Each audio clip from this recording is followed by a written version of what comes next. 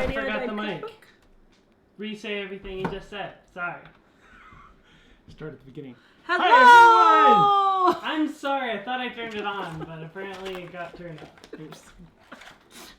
And now One I'm more dropping. hello so we can start it Okay, there. here we go. Hello! Hi, You can hear us now. All right, I am Tara from livingonadime.com with my husband Michael. We are living on a dime to grow rich because the point of living on a dime is not to wallow in your poverty.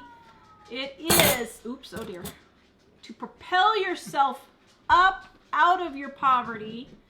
You drive the $500 beater car so you can have that emergency savings when problems come, and you don't have to worry that you're not going to be able to pay your rent or your mortgage. So, authored the Dining on a Dime cookbook where you can eat better, spend less.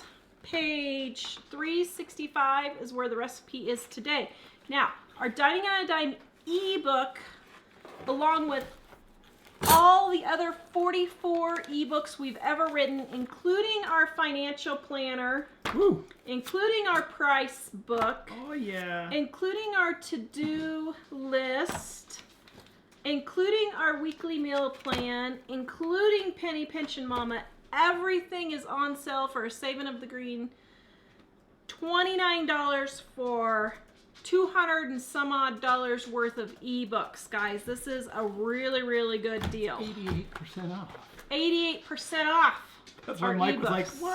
what? Mike did not want me to do that sale, but I said, no, we must do that sale. And then it just happened to coincide with the world coming to an end. So, all right, today we're It's making... not coming to an end here. We are making... We stand united against the darkness. Wow, Chocolate- who knows that movie? chocolate chip oatmeal cookies. Now, here's the thing. I had planned to make chocolate chip oatmeal cookies, but we have a problem. We have one chocolate chip for each cookie. Is there more there? This is them. Oh, okay. I thought you had some I here. think the family has been diving into the chocolate Well, chips. there's giant chocolate chips downstairs. You need to get a bag of them. Who has been diving into the chocolate chips? Got some white chocolate Not I chips? said the time. Do you Yeah, want me to white go chocolate downstairs? chip. There's the giant ones right in the So we're gonna make do with what we have, because in an emergency situation, if you make 4 you cookies, may not get chocolate chips. You may not get all the chocolate chips you want, okay? So what I'm doing is I'm cutting up this 3 tablespoons of chocolate chips that I have, maybe a quarter cup.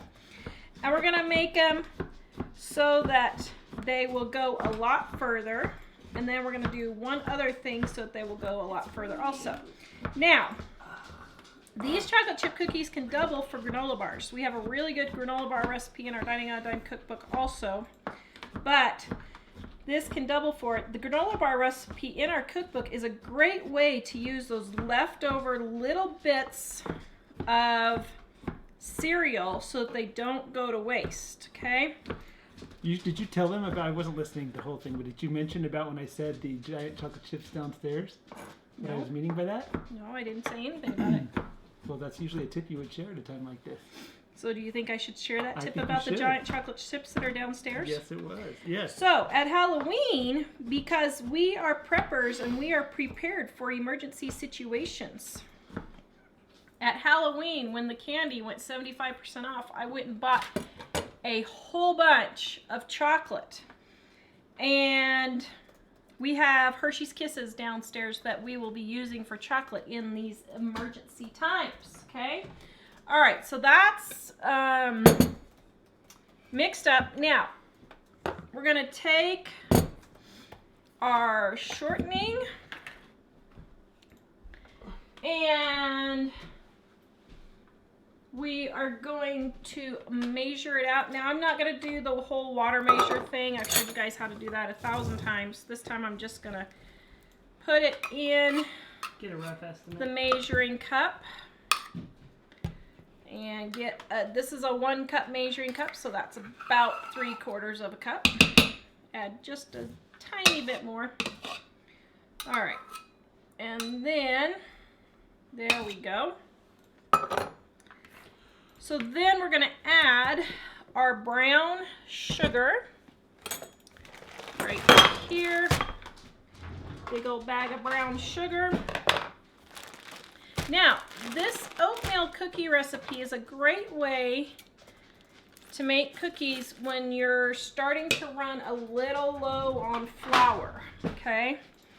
It uses more oatmeal than it does flour. Yes. Karen says, emergency cookies. Yes, emergency cookies, because everybody needs a little bit of comfort food. Now, for brown sugar, you always want to pack it in when you're measuring. Did you see how much that went down? Mm-hmm. Because that's just the way you measure brown sugar. So, whenever you see brown sugar, I have never, ever, ever seen a recipe where you're not supposed to pack it. You can put a little extra. That was a piece of shortening that fell in there. Okay. And then you're going to get that all out. If you happen to have no chocolate, perish the thought, you can always put like raisins or coconut or anything any kind like of that. dried berries, yeah. Yep. Okay. So then we've got our regular white granulated sugar. Got our egg right here with the big old eggshell. And vanilla right here. This is my homemade vanilla right there. And we are going to mix this all up. Okay, here we go. Oh, wait. Oops, and my water. I forgot my water. Woo!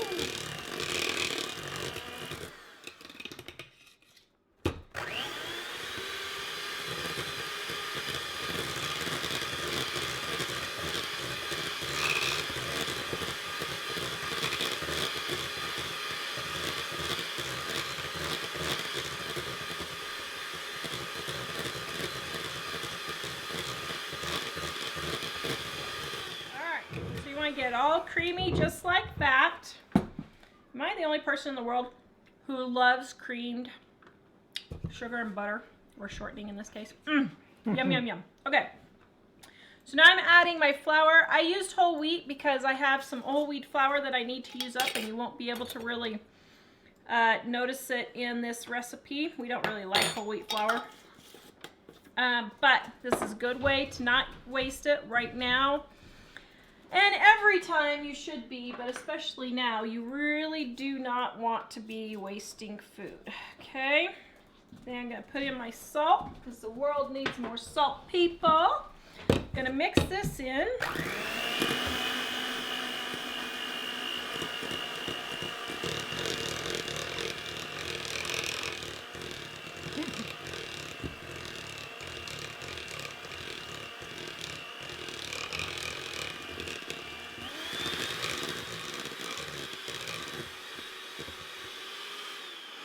Oh, that's cool.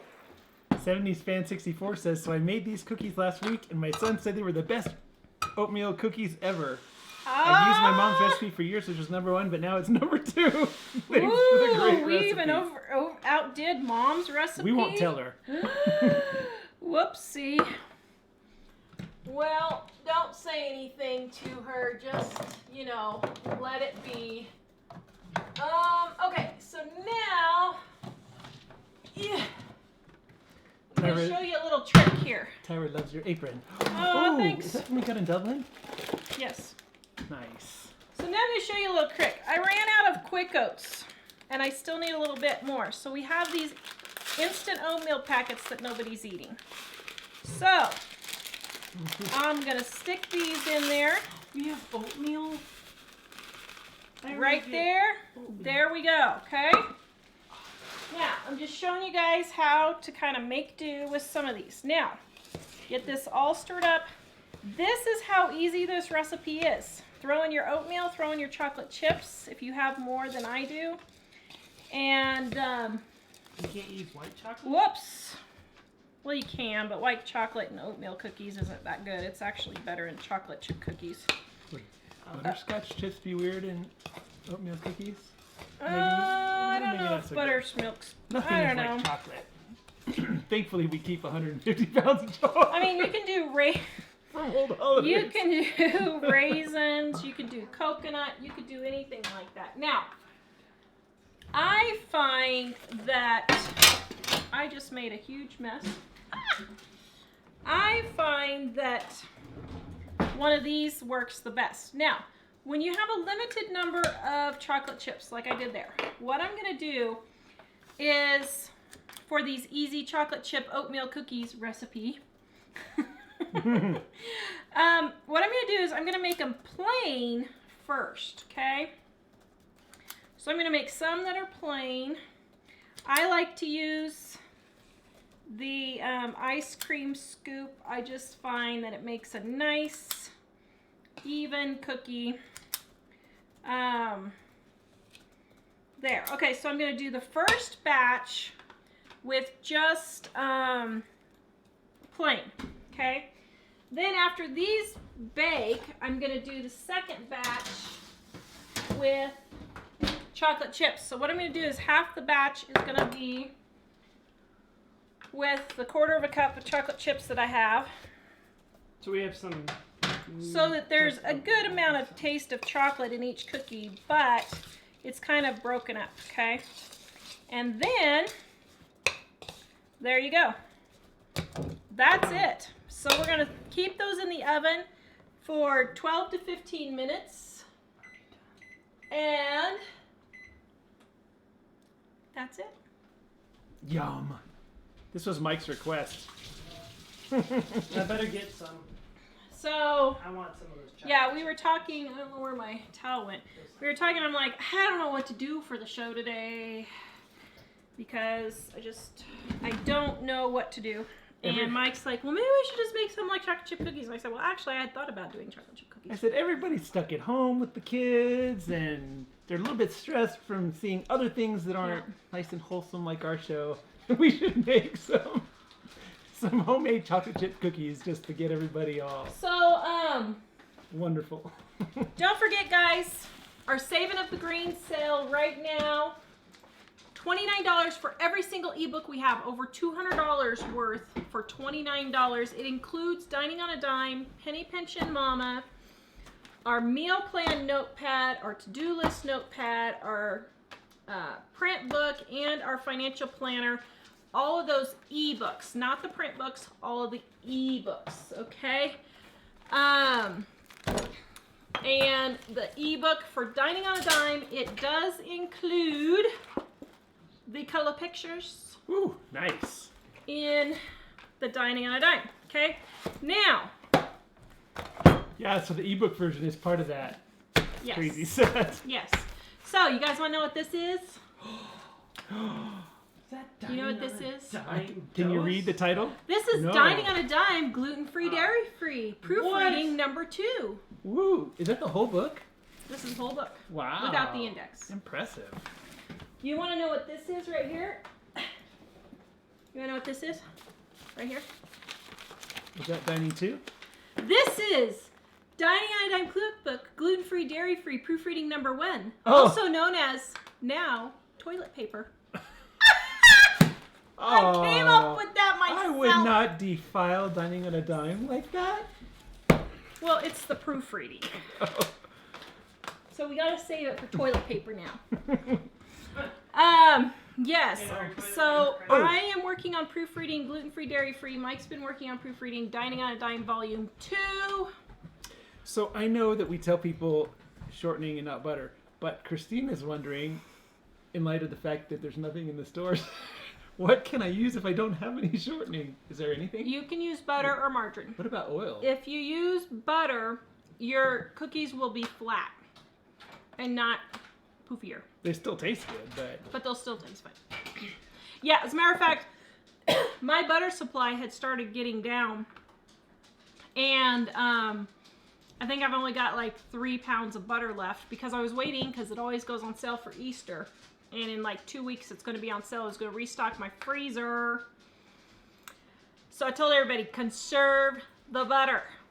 You take like a half a teaspoon for the toast now and not a full tablespoon. So Also, I keep sharing the links for the sale, but if you miss it, go to livingonadime.com, and there's you can go to the store, or at the top there's a little kind of a little notice about it. You can click on that. So if you just go to our website, there's tons of easy ways. But I am still also pasting the link in frequently for you. So does anybody know what this is? Do you know what this is? Some sort of emergency supply now. I know what it was. Do you know what it is? No, what is it? My new mini greenhouse. Brilliant. So I'm getting ready to start my plants this week. I'm going to attempt to put in a garden this year. I haven't had a garden for 2 years because last year we were gone and the year before I gave up. Yes. Jennifer Weber says, good news, my 11-year-old found his long-lost kazoo and is playing every single song he's ever heard. Day 6. Oh, Jennifer. If you need to come over, you can. It's okay. I get it. So I'm getting ready to plant. I am going to attempt, I have all the seeds in the freezer for this kind of a situation. And I'm going to try and get all my plants started this weekend. But I'll tell you, the last 4 to 5 years, we have had 4 to 5 hailstorms, like major hailstorms, every year that has completely flattened every time I've tried to grow any vegetables. So I don't know. I'm a little nervous because I'm like, am I going to go to all this work? But I'm going to give it a try. And we're going to see. We're having a number of people asking, how long does the sale last? Till March 26th. Is that next Thursday? Yes. Or this Thursday? Next Thursday. Next Thursday. So Thursday, yeah, March 26th. I almost said December 26th. That'd be a long one. Yeah. So I saw a funny thing today on Facebook. Somebody had said they said where we are only 10 people can gather together, but we have 11 in our family. What do we do? are you guys gonna all go to jail? Oh, so we have a viewer that sent you a gift, dear. What? Kathy. What? She said, I watched you how to make your chicken pot pie and you didn't have a second hot pad. Oh, thank you. Whoa, Wasn't I've that never nice used of this her? kind before. She loves our show and our 20th anniversary cookbook. Aw, Thank thanks, you, Kathy. Kathy. Kathy's been around a long time. We appreciate it. Thank you. Wow. So thank apparently you like stick this under your bowl in the microwave. Well, the picture on it shows them taking something out of the oven know. with it. But since it looks like But plastic, I'm surprised. It's silicone. So you stick it underneath and then it grips the microwave and you can grip the sides. I think that's pretty cool. Grab the Groove, it's called. So I guess you're supposed to go like this? Oh. I don't know. Maybe it's because it's grippier on this side? We Okay, forgot I about have the phone. no idea who Tanner Roth is, so sorry, Tanner. But you can leave a comment on the show. And then this we got, grab comments and questions from Bonnie. This letter and gift are long overdue. In late January, I received one of your new hardcover cookbooks by mistake. When I contacted you to pay for it, you graciously said to keep it. Yep, I did. I love it, but felt bad you were not compensated for your years of hard work. It's okay. That was my mistake. At about the same time, I learned a local artist made gnomes and commissioned her to make one for your new kitchen colors. What? Oh, that is so cute. That is cute. Oh my goodness, Bonnie, thank you. You're both such a great inspiration. Woo-hoo. Thanks for helping me think outside the box. Oh my goodness. That is so That cute. is so cute. TAM. I don't know who TAM is, but you did a great job. Thank you. Oh my goodness, how cute. Oh, that's so sweet. Thank you. All right. Questions and comments. Well, there was, look. Where did it go? Oh. There was a message here from Judy. Hear me on. I'm great at living on a dime. Finally got the title to my home. Took about 2.5 years, but I finally contacted a TV news lady 3 weeks. I got it. What? I had to do an interview. Really didn't want to. Oh, I see. So I guess she paid it off before and wasn't able to get the title. Have we got the title? We got the deed, the lien release. I think we already have the title.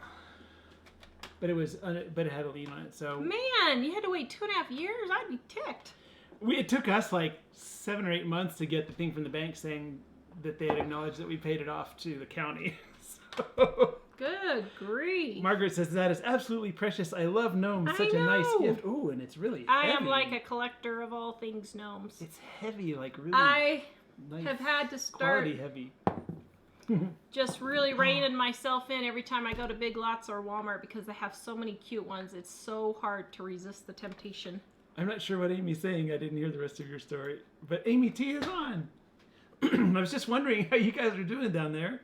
I have no idea what she's talking about. That's what we'll have to see.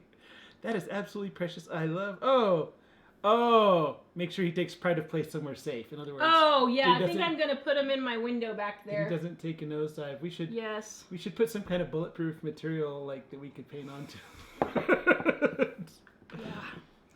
Yeah. Wow. Judy said, saw little fairy-sized gnomes in Walmart. Thought of you. No, I love them. They're so cute. Your hair is so cute tonight, Tara. Thank you. This is my no-wash hairdo. So, there was something I was going to say earlier on that. Amy T, the ebook sale is really worth it, guys. If you can spare the money right now, even if you already have a couple of the print and ebooks, still be a great deal. Don't miss out. Yeah, it's a really good deal. We've never had all of our ebooks in one place. And for only $29. Well, that's pretty much the price we usually sell just dining. Just dining on a dime. Yeah. So anyway. Let's see. Let me go back to the questions. I did not realize we were quite there yet. Actually, lots of cool stuff happening here. It's funny, everybody seems to have a good attitude about staying home at the moment. Barbara, there's no shorting in the stores. I understand butter's being sold out. So it kind of goes back and forth. We could probably find some if we really needed to. Thankfully, we already had most of what we needed. The butter, a little bit low. So I had mostly stocked up because I'm doing recipe testing for Dining on a Dime Volume 2, which is almost done, and gluten-free, dairy-free Dining on a Dime. Because I've been recipe testing for those, I had quite a few things in stock, but I did run out of gluten-free flour, and thankfully they had a whole bunch in stock, so I was able to pick that up. A lot of people saying that they're thinking about gardening too. So I'll be honest, we have a how to start a garden at livingonadime.com. Go and type in how to start a garden. If you guys don't know, I went to school for greenhouse management and landscape design, and I've been a master gardener in 3 different states. So, I like gardening just a little bit there. Actually, it's kind of ironic I'm a cookbook author because actually gardening is my first passion. But ever since we moved to this house, this property has been the biggest pain in the rear for gardening. And I finally just gave up 3 years ago because should put it over we there were trying to move. We were trying to move and couldn't get moved, and then we've had horrid hailstorms. I mean, we've paid for all our cars with hailstorms the last 4 years. And so I'm gonna go ahead and get my tomatoes and peppers. I got onion plants, I got my onion sets and my potato sets. I got all those done. And 7-4, I have a black thumb. You and Jill are 2 peas in a pod. Woojin and you, I'm going to make my life work spin below my means by following your know-hows. Thank you. Hope you guys are doing all right over there in South Korea. FaceTiming with family and friends really helps with the boredom. Yeah, I was wondering about people getting stuck inside for so much. Well, what was I going to say? I had something to say. Add some wacky tacky to the bottom so he doesn't get broken. He's really heavy. That's a helpful thing for sure. Yeah, he's super cute. But he's heavy, not like the other ones we have that are like super fragile. Gnomes. Yeah. So anyway, I went and got the onion and potato sets the other day just so that I would have them, so that they wouldn't be sold out. I was gonna plant my lettuce and spinach in the garden today. I didn't get around to it. I might do it after the show. It's getting cold. We're supposed to have a blizzard tomorrow. So I was trying to get my sets and seeds in before the blizzard, but I may not be able to. Paul says, my wife asked if that's a Cat Kids and apron. If so, Mike, you're brave, man. My bank balance takes a knock in that store. It wasn't really that expensive, was it? No, I got all their sales stuff when we were there, but I bought quite a bit. I think I bought $150 worth of stuff in Dublin because I'm like, I'm never going to be able to come to this store again. And I love her stuff. So Well, no, the roads are bigger in Dublin. I am never going to Dublin again. Oh, so Paul, That was horrible. you'll appreciate this. You guys will appreciate this probably. We were staying out in Roundwood, and we drove into Dublin to meet somebody, and we were gonna meet her down. Oh no, we went to. I think we were going for some reason down by Trinity College, and we ended up driving down in that area where you're mostly supposed to walk. And it was really crazy. I think everybody in the car mercy. including me, was What coming is on wrong Roundwood. with you people over there? Well, I told Tara, this just probably isn't the best part of town to be driving because there my was goodness. so much foot traffic. Only New York City was worse. Even London wasn't that bad. I about had a breakdown. Oh, Donna, hello. Where are you seeing that? Somebody said hello, Donna. Oh yeah. Well, Donna, yeah. Oh, that's me talking to Donna. You said hello to Donna. I thought you were reading a comment from Donna. I was like, where is that? Janice says, always watch, love this show. So hopeful, entertaining. Because of what I learned here, quarantine won't be a problem. Food, meals. I was going to say, guys, go through and watch all of our videos. We've got over 1,500 articles and recipes on our website to help you save money. I will, oh dear. It's coming over me. Uh-oh.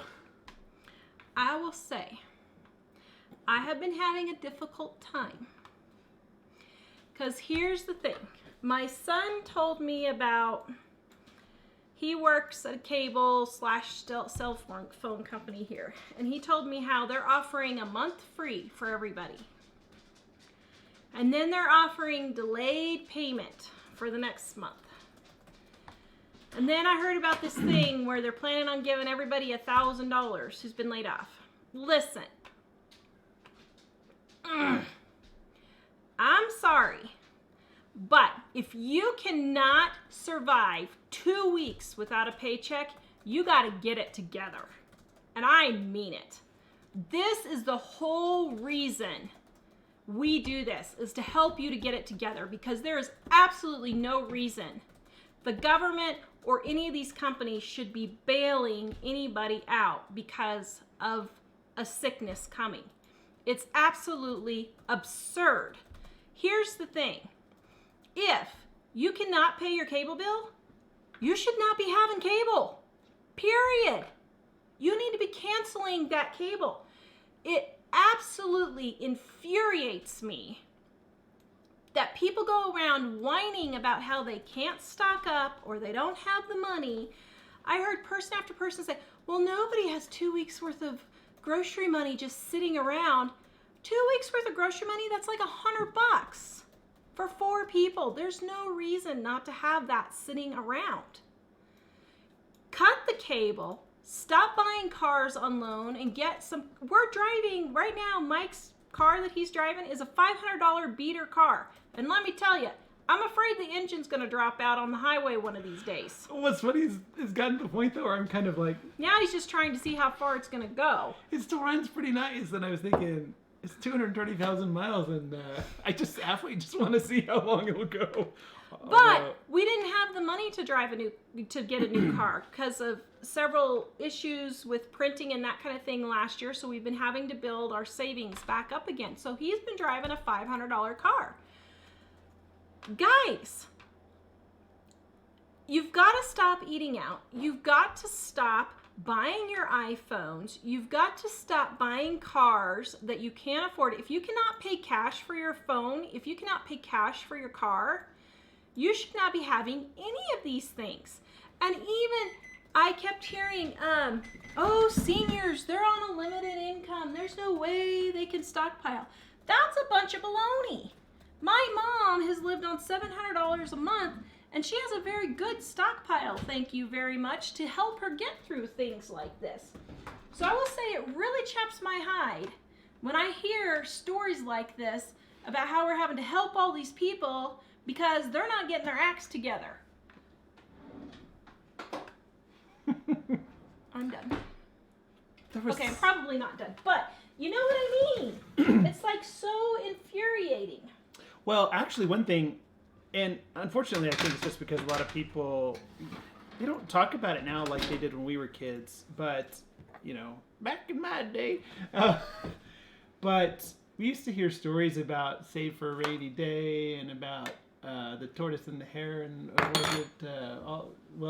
Chicken Little with the sky falling and all different kinds of things, because the people that were teaching us, a lot of them had lived through the World Depression War II and the World War Depression II. and stuff.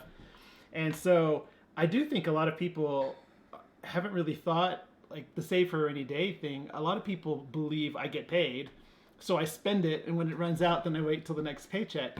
But it should be more, you put some away because someday something bad's going to happen. And then when something bad happens, it's not such a big deal. We have been getting comment after comment because our videos are going crazy from people that are like, well, all those people are just hoarding and now I can't buy anything. Well, I'm sorry. I hate to tell you, honey, if you didn't stock up and you don't have a month's worth of groceries and a month's worth of toilet paper in your house, that's your fault. And if you need to get a second job to get that stuff built up, that's what you need to do. You got to do it. I don't know why my mom worked 3 jobs to raise 2 teenagers, to raise 2 kids. We weren't teenagers when she was working the 3 jobs, but my mom worked 3 jobs. She literally got up and worked from the time she got up until like 10 o'clock at night, every single day for years, for like 5 years. You can do it, and you may have to do it to get yourself propelled up. But we've had a lot of criticism for changing our name to Living on a Dime to Grow Rich. But the reason why we did it was because we're tired of people making excuses for not improving their situation. And there's absolutely no reason why 90% of these people should even need any help at all. There's no reason you can't have at least 1 month's worth of living expenses in savings, really. If you're working at McDonald's, well, then you need to go get a job at Burger King. I mean, that's just the way it is. Well, and I don't see a lot of people asking this, but just to be clear, we think it's a good idea not to grab everything in the store because other people need stuff. But I think Tara was saying, a lot of people were saying on Monday's show they were really appreciating that Tara had been talking about stockpiling food and saving up in order to get good deals, which is the reason why we do it mostly. but as a sort of a side effect of that, you're prepared for some Stuff unexpected like thing. And so we think it's silly that people run in and grab everything like it's the Armageddon. Yeah, I'm not saying that. But at the same time, it's helpful to be prepared. And if you're not going to stock up on toilet paper, then you're going to have to be wiping your buns with the newspaper or rags or something else. That's your fault for not being prepared. Everybody laughs at preppers, but seriously, you don't have to go and get yourself a bunker, but there's no reason you shouldn't have 2 to 3 months worth of food in your house, at least, easily. So Paul says his wife would like to know when Dining 2 will be launched. Dining on a Dime 2. So, oh, by the way, Paul, we got behind. I'm going to send you those things. April 1st. Wait, that's not when it's going to be released. Okay. Can you let me finish my sentence? April 1st is when we're hoping to have it sent to the printer for the print version. And hopefully by May 1st or even April 15th, probably May 1st because I don't think we're going to get it sent April 1st. But April 15th to May 1st is when the ebooks should be available. And what we're going to do is we're going to have the ebooks available for sale before the print books. So those people who want the ebooks, you'll be able to get ahead of the people who get the print book. I love it. Lisa says, I love it when Tara gets sassy. Get it together, people. And somebody else was saying, who was it? Natalie just loves chaps my hide. We should add that to your list of Tara-isms. Well, here's the thing. I get there are certain circumstances where somebody has truly got an illness or a disability or something like that, and they truly cannot do more. I get that. We were in that situation. My mom, my brother, and I, all three got sick. We could not, any of us, work. It was horrible. I started feeling better, so I started working, and I was buying my own clothes and stuff. But here's the thing. People whine and whine and whine, but they don't want to give up their coffee so that they can stock up to have a month's worth of toilet paper in the house. Well, sorry, you're going to be wiping your buns with your socks then. That's not my problem. I don't think everybody should go and hoard. But at the same time, if you're not prepared, that's your fault. By the way, tomorrow's video, I did a video on how to freeze milk. So for all of you guys who are wondering how to freeze milk, that's coming out tomorrow. Okay, so here we go. Getting the cookies. Well, and if you are a person who is caught with nothing really, you can still improvise kind of with what's there. And that's kind of what some of the videos Tara's been putting out have been about. It's kind of how to improvise. To help you when you're in that situation. But I do think it'll be kind of a cool side effect of this is I think a lot of people will think about those things when it's not a catastrophe, because that's the best time. Like when she was talking about our post-Halloween deals, like we go to the store after the holidays and buy the cheap candy, mostly chocolate. We don't buy all the candy, but the chocolate is great for baking. And so it's things like that where we just have it because of that. So. Okay, here we go, Mr. Taste Tester. And these cookies, you can make them gluten-free too. Just use gluten-free flour. Is your wife a good cook or what? Mm-hmm. Is this a not chocolate one? Yeah, that's a not chocolate one. Oh, okay. I just put the chocolate ones in. Here, Michael solved the problem. Jan was asking, I think it was Jan, asking about your advice. Her husband was just diagnosed with type 2 diabetes. Your advice for fillers that fit that. Or You got something on your shirt. What did you get on your shirt? A piece of cookie. Oops, you just... A type 2... Was diagnosed with type... Are there low-carb alternatives for the low-cost fillers that I've always relied on? Diabetes cuts out pasta rice, pasta bread. Well, so what I would do in that case is... The emergency stash. Yes! Yes! He's more of a problem than the kids. Maybe you should just eat the oatmeal cookie because it's the oatmeal cookie. It's really good as an oatmeal cookie. I was just doing that for all the chocolate people. Mm-hmm. I forgot who sent me these. I'm only kidding. This was one Was it Mary? I think Mary did. Mm. So what I would do, Jan, is in that situation, I would have carrots and cucumbers and broccoli and cauliflower all cut up and sitting in a cold bowl of water in the fridge for him to just easily grab those kinds of things. Maybe have some dressing, hummus, something like that. Hummus is probably better than dressing. And then have those kinds of things sitting and waiting, and then he could snack on those instead of snacking on all the breads and that type of thing. That's what I did when I was on my diabetic diet. And it really helped just to have it all prepared. Just the thought of having to think of what to eat and cut it up. But the vegetables already cut up with the hummus really helped me when I was on my diabetic diet. Who was it that said that? Oh, I missed it. Anyway, I just thought somebody was talking about Brandy. Ooh, chocolate syrup on the cookie. So I seem a little judgmental. I'm a chocolate rebel. Am I judgmental? You better believe I'm judgmental. Here's the thing. I make no apologies at all.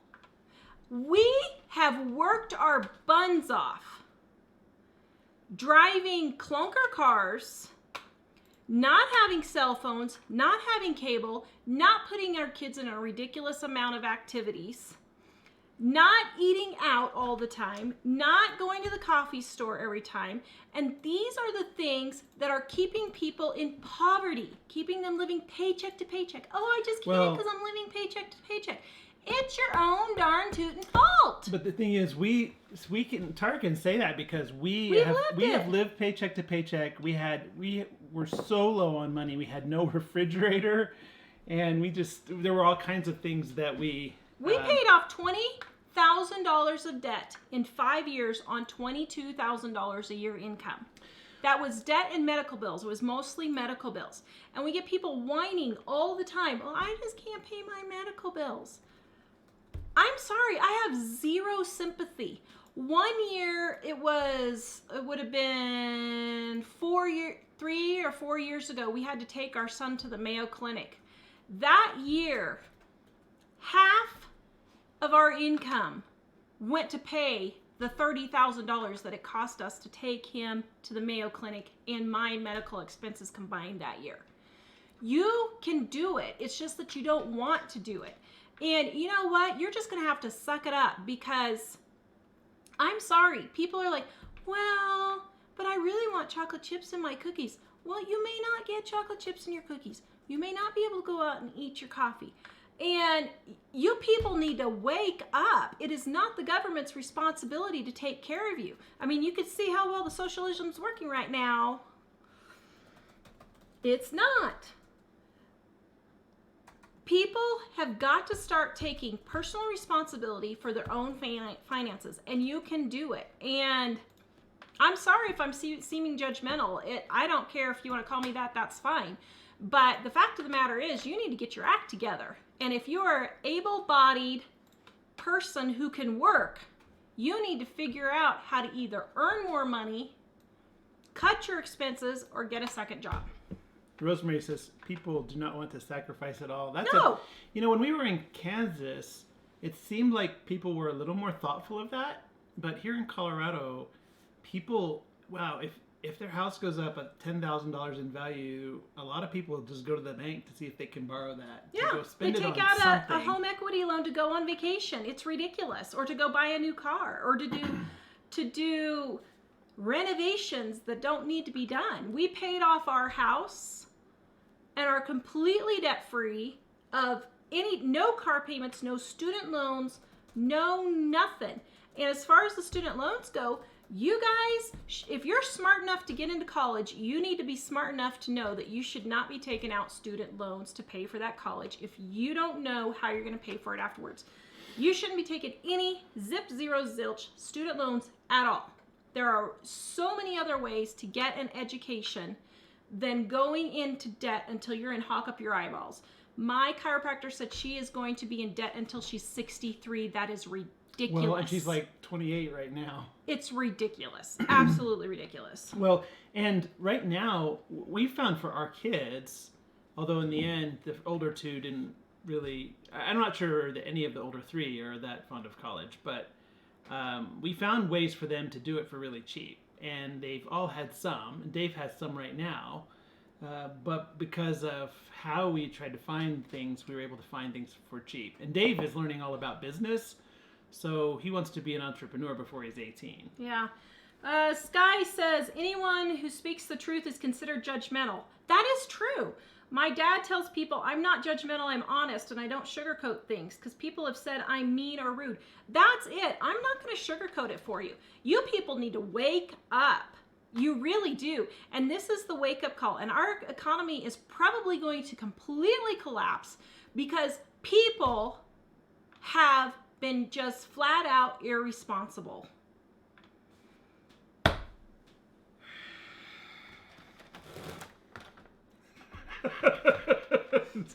So here's something funny. I got these dairy-free chocolate chips, or I thought they were dairy-free. They're not dairy-free. You know what they were? Is sugar-free. So here, try it and see. Are they any good? I don't know what I'm going to use them for. They're kind of interesting tasting, but I don't know Tara's like, Mike's, oh, they're interesting. It doesn't taste like white chocolate. It tastes like something. I don't know what it It tastes like something. Just kidding. But we're not going to waste them. We'll use them in something. But not very good. I'll have to figure out a good one for One that. thing about college, college might be useful if you Hi, use Jamie. it. If you use it. But there's a lot of wisdom saying everyone just needs a degree to be a well-rounded person. That's ridiculous. What a bunch of baloney. If you're going to spend that much money, you should use it. But the thing is, the loans, like people go into debt for $60,000 or $100,000. The school that Dave is taking classes in right now, you could do $15,000 for 3 years. Yep. And pay cash for it. So why borrow $60,000 for those 3 years that most people borrow when they borrow? And then what he's doing can transfer to any college in the country. And I'll tell you, parents, In the United you're States. the problem, parents. You are the problem. You tell these kids that it's okay to get these student loans, and then you parents co-sign these student loans, and you haven't paid for your retirement. I don't know how many people contact us all the time and say, I don't know what I'm going to do. I've got $80,000 in my kids' student loans, and I'm 58 years old, and I don't have anything saved for retirement. What am I supposed to do? Well, stop being stupid, first of all. You're 58 years old. You should know better. Oh, you sound like Dave now. I do? Dave and his stupid text. Well, seriously.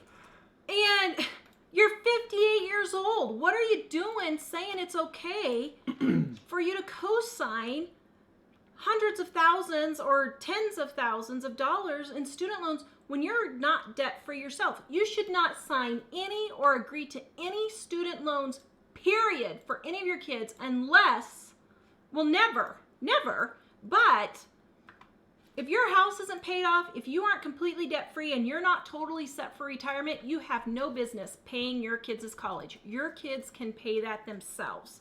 They are 18, they are an adult. It is time for them to decide how to be an adult, and quite frankly, going to college does not make you an adult. Nowadays, it used to be you'd go to college and that's where you started doing adult things. Now it's just a bunch of, I'm finding myself. It's ridiculous. Mom and I read these old books from the 1920s by like Grace Livingston Hill and that, and they're always talking about how they're going to college and they're having to work 2 jobs to pay for their college. And don't give me that baloney how it's so much different now. Well, the thing is... No, it's not. It's just stupidity now. I know it seems difficult, but if you pay for it now, you might have to put yourself out for a couple years, or 4 or 5 years maybe.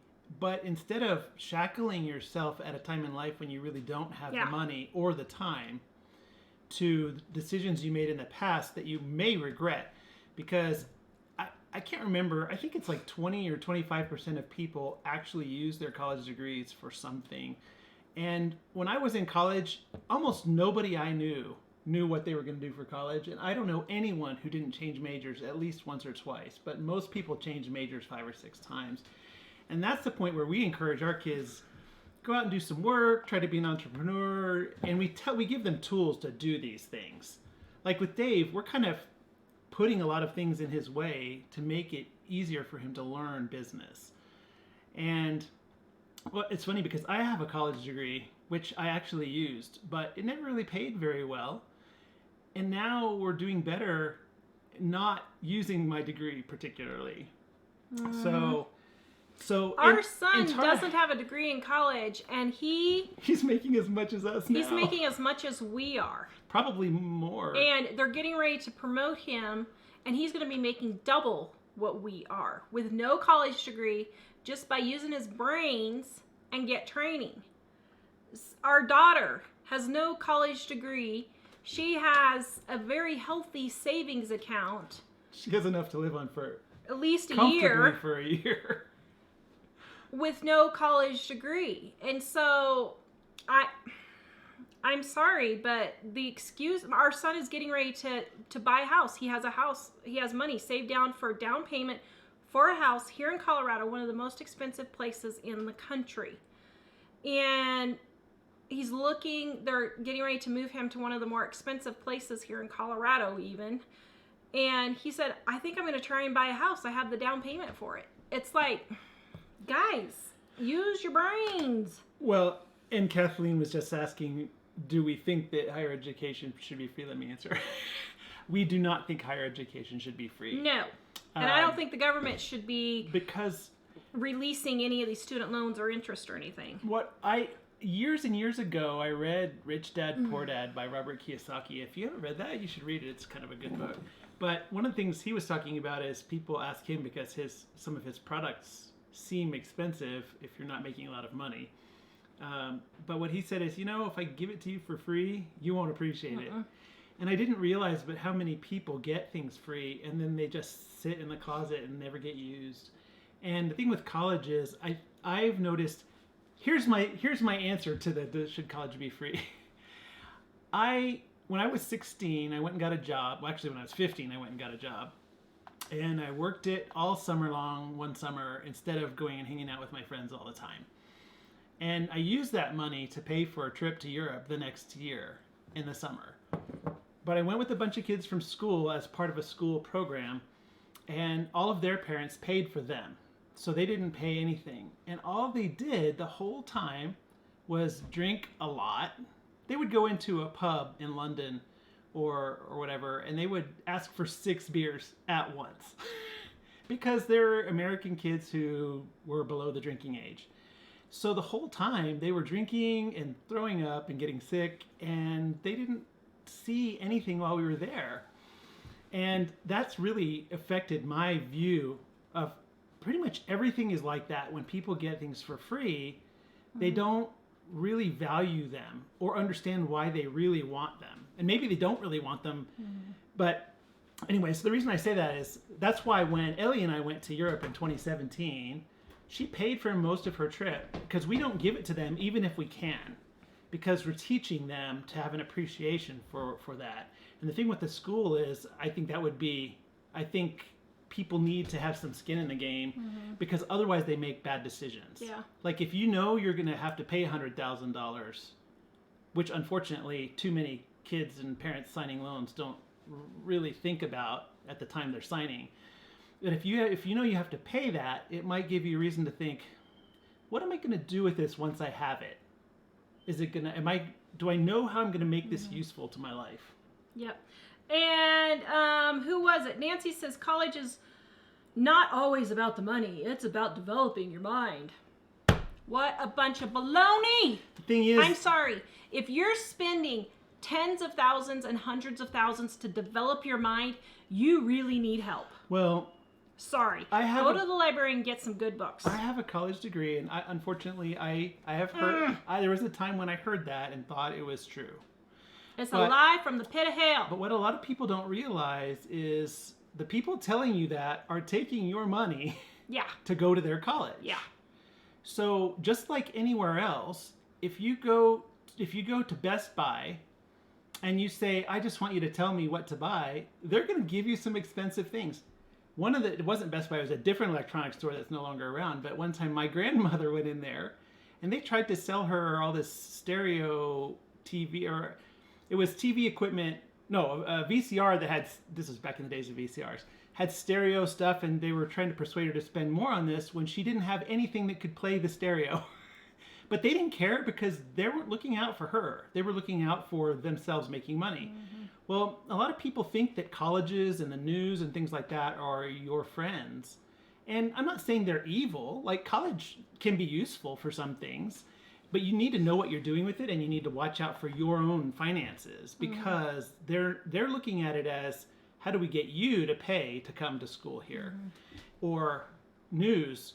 They don't want you to be safe from coronavirus. They want you to keep watching their shows so that their advertisers pay them more. Yep. Yeah. And then somebody said, what do you do to save to retirement? Listen, get completely debt free. Get everything paid off. Then start dumping everything into your retirement. So like Mike and I, we're 40, 50, and 47. We don't have any official retirement saved, but we are completely debt free. And now that our house is paid off and everything is paid off, we are putting everything we can towards our retirement. We're going to put everything we can towards retirement then. And so the biggest thing is you don't necessarily have to have your house paid off to start saving for retirement, but start saving as soon as you can and start saving as much as you can. The thing is, for us, for the first 12, probably 20 years of our marriage, we were living, we had a $5,000 savings, but everything else we were living paycheck to paycheck.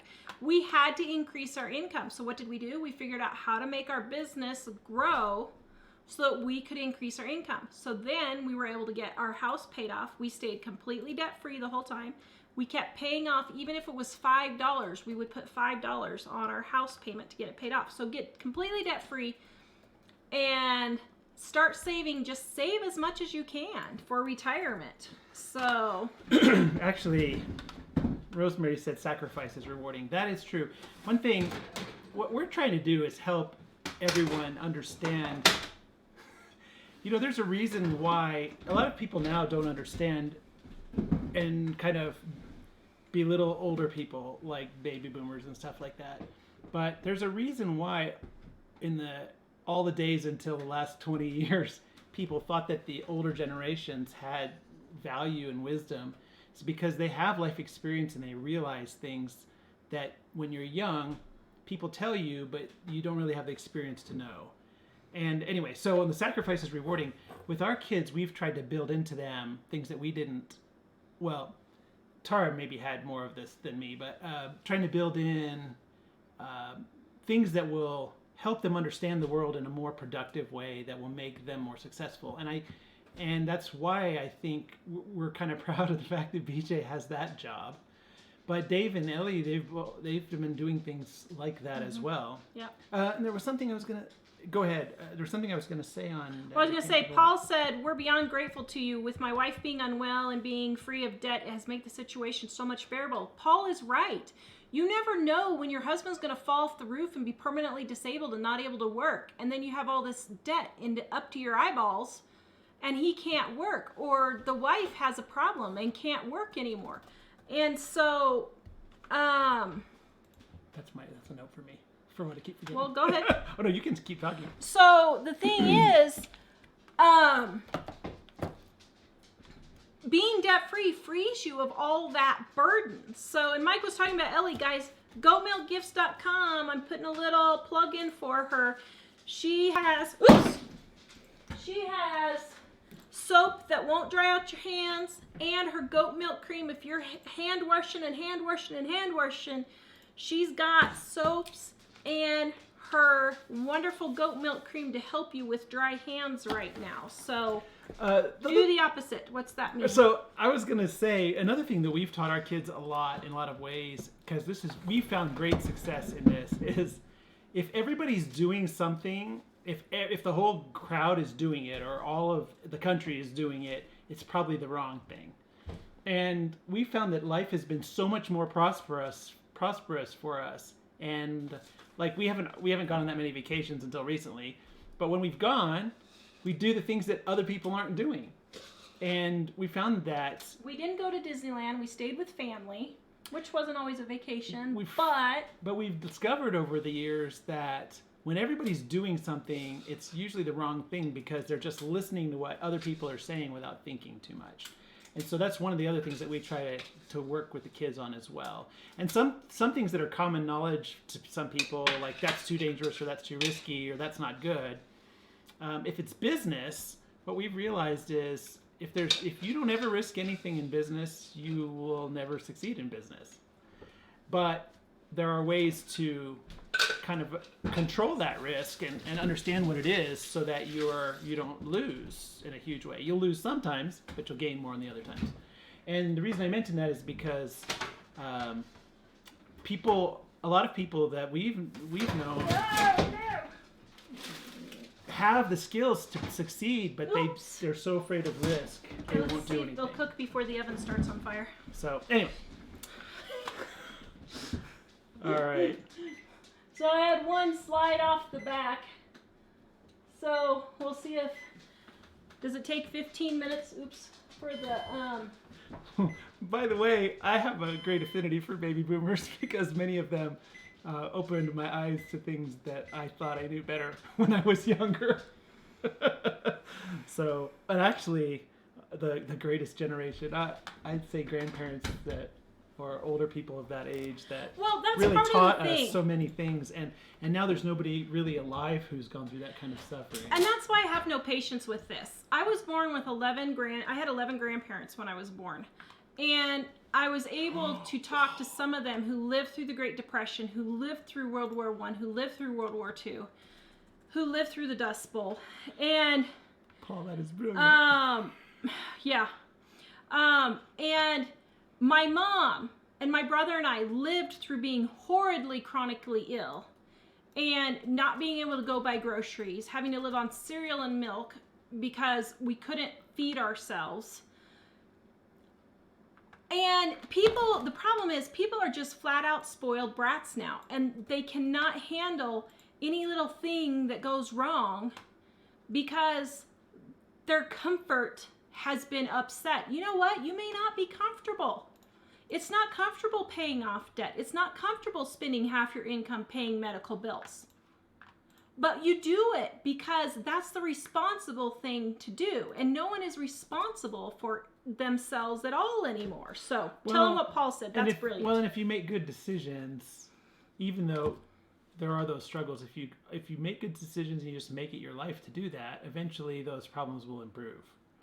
Because we've had the medical bills, we've had debt from being stupid. Well, I was mostly stupid, and this was like before we were married. I was stupid, and there were times where we would catch up on it, and it would then overwhelm us again. But eventually, just persisting, we worked it out.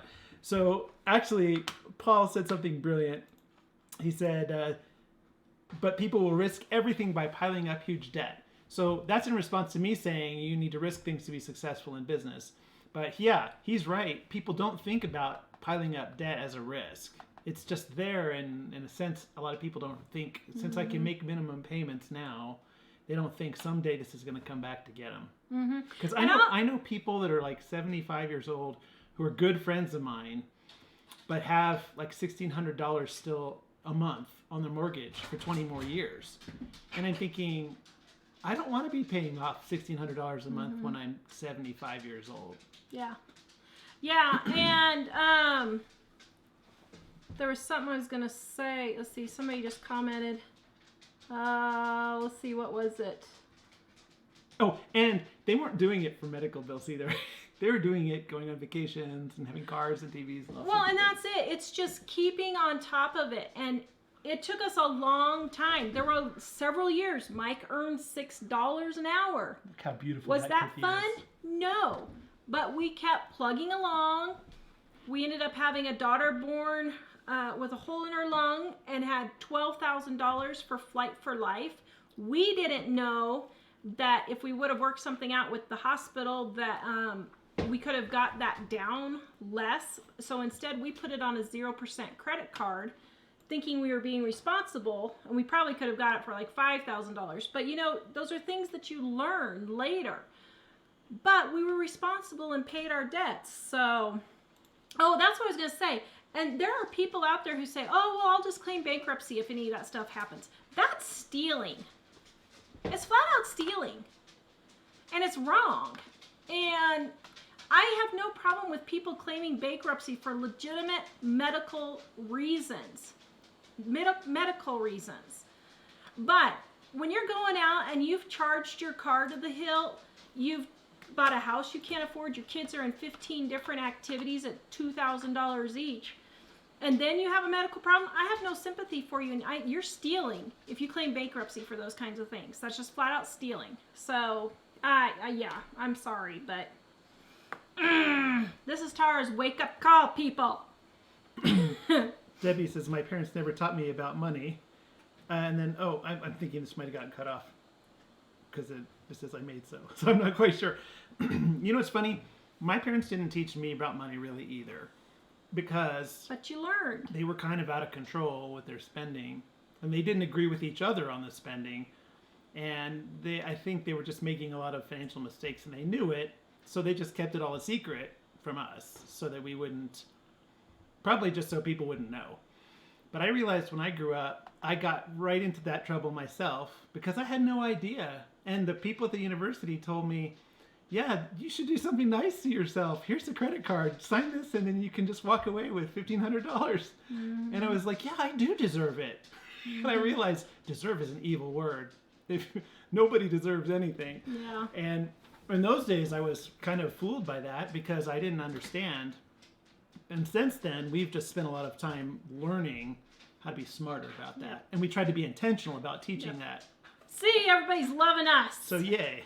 Get together, people. All right. So Jennifer wants to know what seeds I'm planting. I'm planting tomatoes, peppers, squash, pumpkin, lettuce, spinach, cucumbers. Those are what I'm planting. And hopefully the hail won't just completely destroy them this year. We'll see. So Laura says, my best memories are of me financially struggling but finding fun things to do with my kids, picnicking at the park or the beach. I don't know about you, but when we were struggling, when we were living in Idaho, I really, really liked that we would come up with, there were out of the way places we would happen to find just by kind of getting in the car and going somewhere that we hadn't been before. And we found, like, one time of the year, all the blackberries were out on all the bushes. So we go blackberry picking. So we just went blackberry picking just for fun. And there were times where we discovered things that we didn't have that could make our lives better. Like we wanted to do some gardening. And I discovered that when I drive across the border to Washington for work, some people would dump wood chips there. We figured out, we can get this for free because they're just dumping it on this farmer who doesn't want it. And he's thinking, this is awesome that you're going to take it from me. And so it was just all kinds of fun things that we did. A lot of them were, recreational and some not.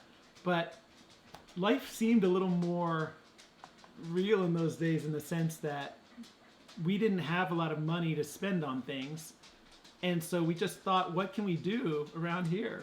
And it was awesome. Those are good memories. My whole point of this lecture and being a judgmental twit is that, guys, when this is over, get it together so the next time it happens, because it's going to happen. The next time it happens, you aren't running to the store to buy toilet paper. I mean, I know I went to the store for those videos, and I did pick up some recipe testing stuff, but for survival stuff, we didn't need anything. I didn't need to go to the store for anything. I just went just because I was doing the video of the circus, but... Jackie says we upped our house payments to the next 10 pounds and paid off our house 15 years early. Good job, as my husband got sick 5 years later. You never know. You never know when it's going to happen. Because when we were... So if you're 20 or 30 something and your parents never told you this, go slap them. But when we were kids, our grandparents had lived through... my grandparents had lived through the Great Depression. Well, yours did too. Mm-hmm. Through the Great Depression and through World War II. And they would say things like, a penny saved is a penny earned, or save for a rainy day. And that doesn't mean that you never spend any money, but you can spend now for then. And I really think those are things that's good for people to hear. Because when times are good, you don't have to not spend any money on anything. I mean, it depends on how bad your situation is. But if you spend some money figuring out how to prepare for things that are going to be difficult, or just put the money in the bank or whatever, life will be a lot more even. Because I think we mentioned on Monday, we've been through a couple of recessions over the years and through natural disasters and things like that. And it really hasn't been a major hardship on us because we kind of figured out, I figured out, partly because of her, I was being stupid before I married her with money.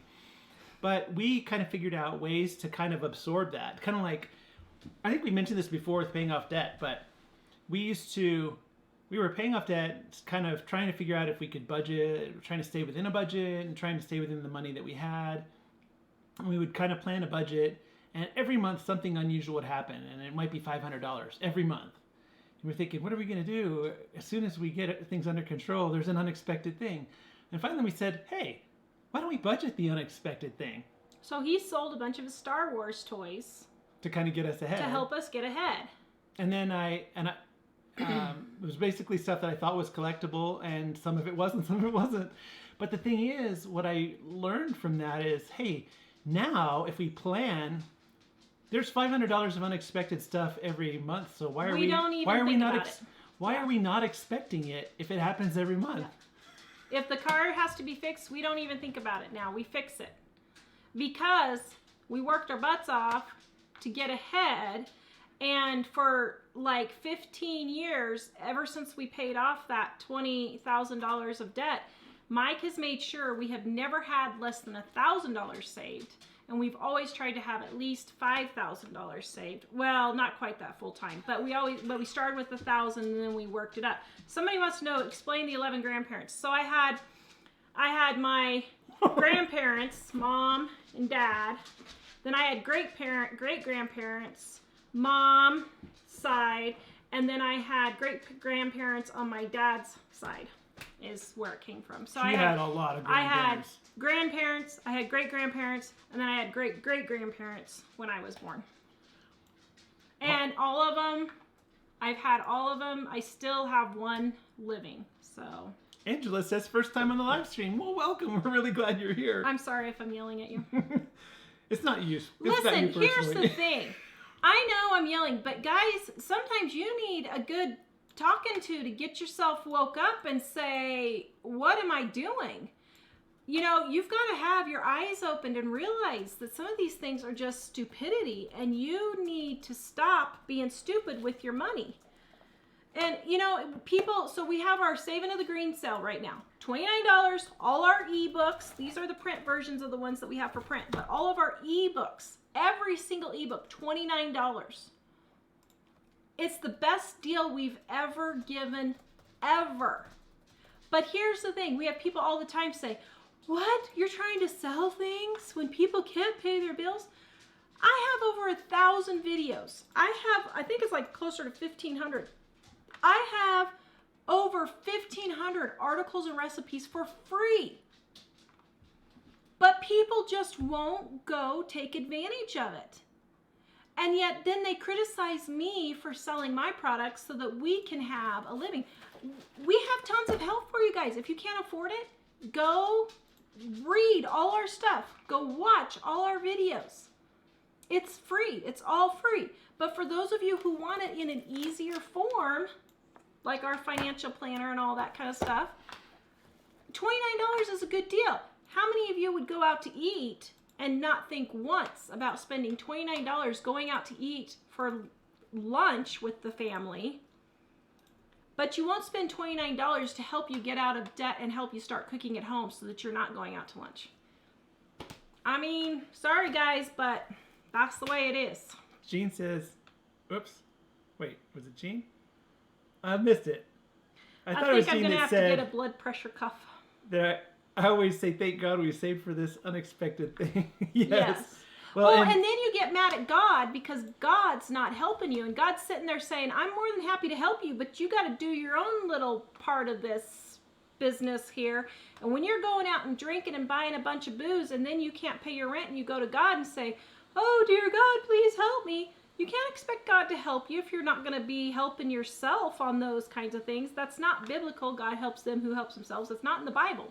But it's a principle that... It's not personal responsibility. If you're not going to help yourself, why do you expect God to help you out if you're not even using the money he's given you wisely in the first place? So,